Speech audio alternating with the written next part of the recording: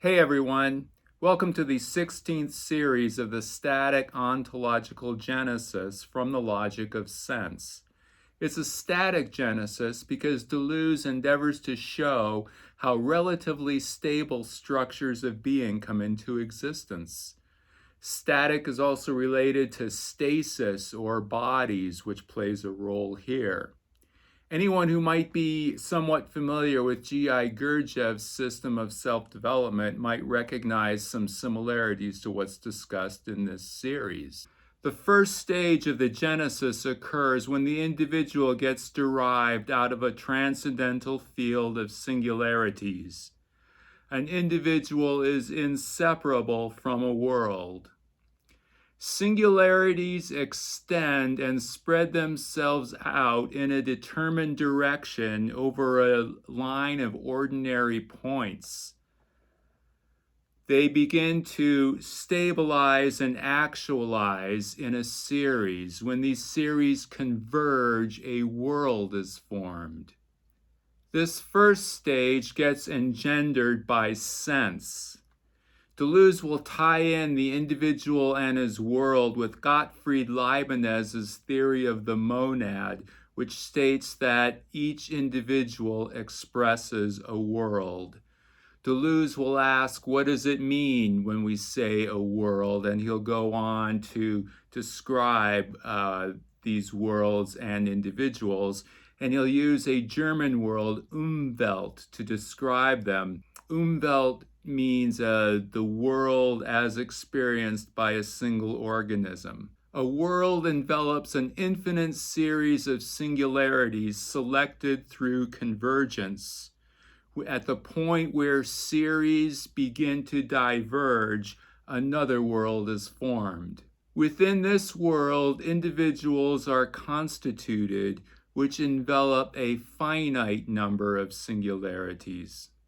From the point of view of the static genesis, the structure individual, world, interindividuality describes the first level of actualization. Here, singularities are actualized both in a world and in individuals which are part of a world. To be actualized or to actualize oneself means to be extended over a series of ordinary points selected through convergence. To become incarnated in a body, to become a state of a body, and to be renewed locally, both for the sake of limited further actualizations and extensions. To be actualized is to be expressed. The world is made up of differential relations and contiguous singularities.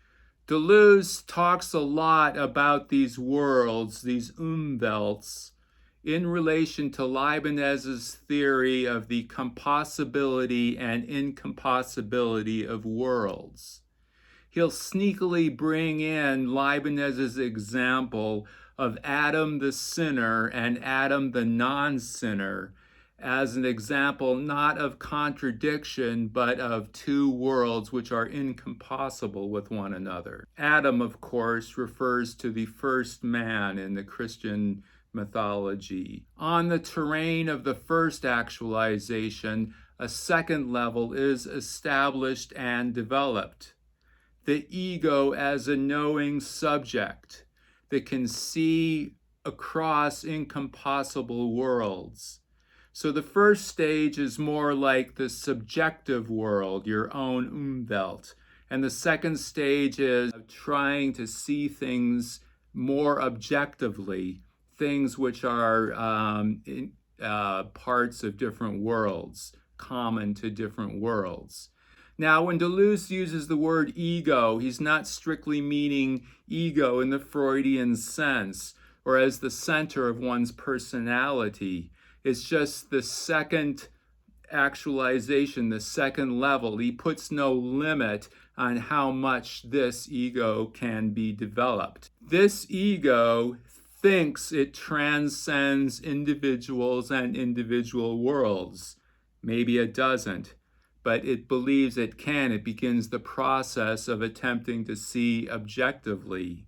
And as such, it gives a new value to the world as the new value of the subject is brought forth. Deleuze will call this new world a welt, a world. So it's the world of the consensual world. The umwelt becomes a welt. This is the second stage of the Genesis. Now here's the crux of the problem Deleuze presents in this series. He'll ask, what is it that gives the monad the sense bestowal pertaining to transcendency proper, to constitutionally secondary objective transcendency? How does the monad transcend its subjectivity? So this is the problem. How do we transcend so we can produce sense? How do we transcend ourselves and become truly objective beings? Deleuze will reject what he calls the cumbersome machinery of Husserl and go back to the theater of Leibnez.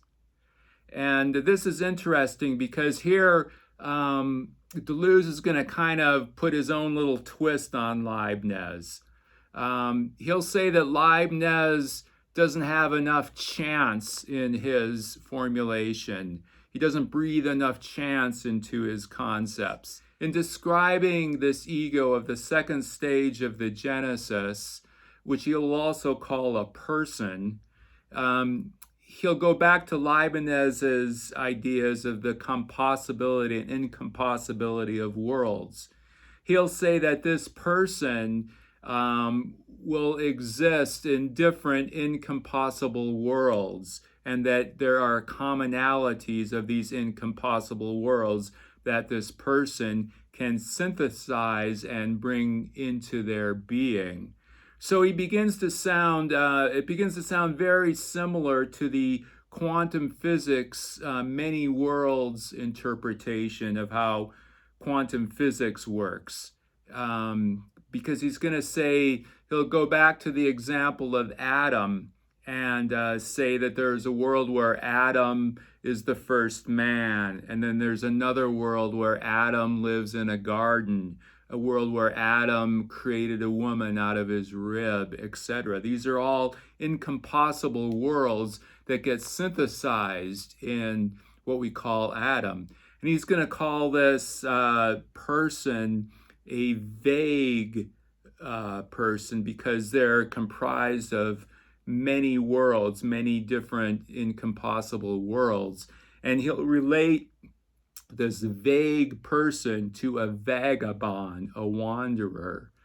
So how do we see all these different worlds? Deleuze is going to tie that in to singularities. Singularities are surrounded by a zone of perfectly objective indetermination, which is the open space of their nomadic distribution. It behooves the problem to refer to conditions which constitute this superior and positive indetermination.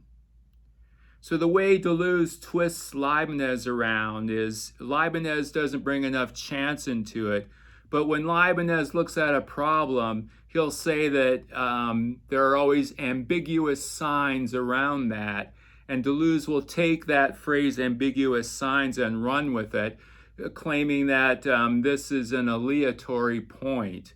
So these singularities, which can also be points of inflection, are related to aleatory points or nonsense, randomness, chance, uncertainty.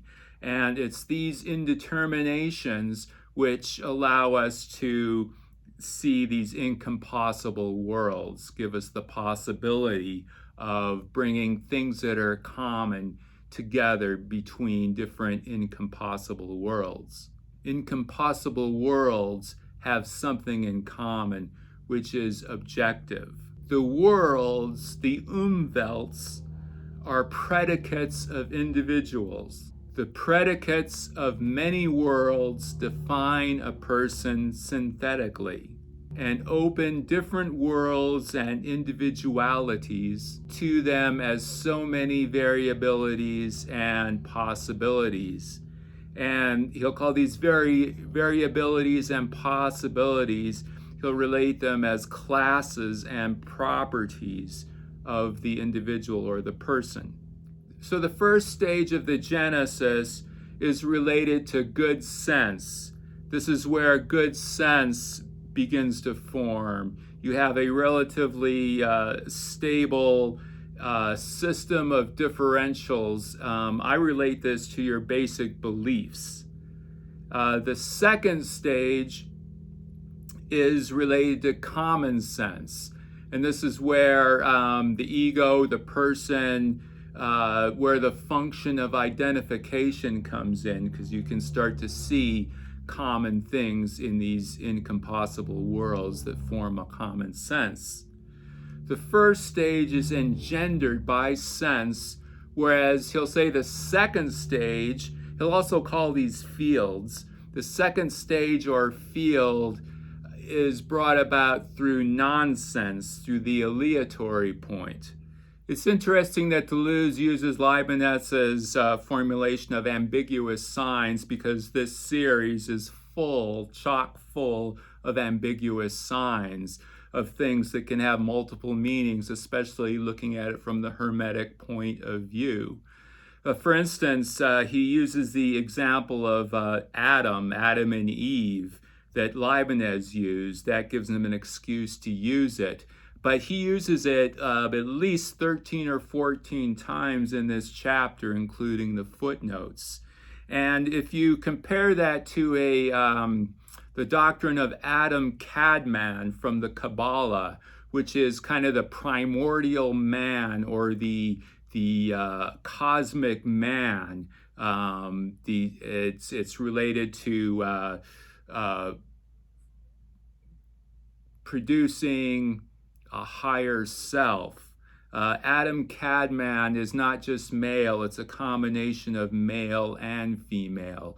It's the ideal man-woman before they were split apart, the ideal woman. The other examples he gives relate to this many worlds interpretation of quantum physics. He'll give the example of a character, a dog named Fang, from a Jorge Borges story called The Garden of Forking Paths, which talks about many worlds and how many futures can exist. And it's actually a story that quantum physicists use to illustrate their theory of the many worlds. The other example Deleuze uses is from a book by Leibnez called Theodicy, where he talks about Sextus, I guess referring to the ancient Roman military leader, as existing in many different worlds. So these examples, it's interesting he uses these three, Adam, Sextus, and Fang. In one sentence, he'll actually use these three examples right beside each other. He writes, there is a vague atom, meaning this atom going through different worlds, that is a vagabond. Sextus equals X, or a Fang equals X. And what he means by equals X, he's talking about the objective. There's an objective atom, an objective Sextus, and an objective Fang. Now, Adam connects with Adam Kadmon, the first man. Sextus is a Roman name that means the sixth born. So in Kabbalistic terms, that connects with Tifereth. And Fang is a tooth, which connects with the Hebrew letter Shin, which means fire. So basically you have this ideal man, Tifereth, and Shin, or fire. So toward the end of this series, he'll say that in truth, this person, this vague atom, this vagabond, in truth, this is Ulysses. no one, properly speaking, but a produced form. So this is all very much along the lines of developing a transcendental self, a higher self. So this static genesis, this passive genesis, is what produces good sense and common sense.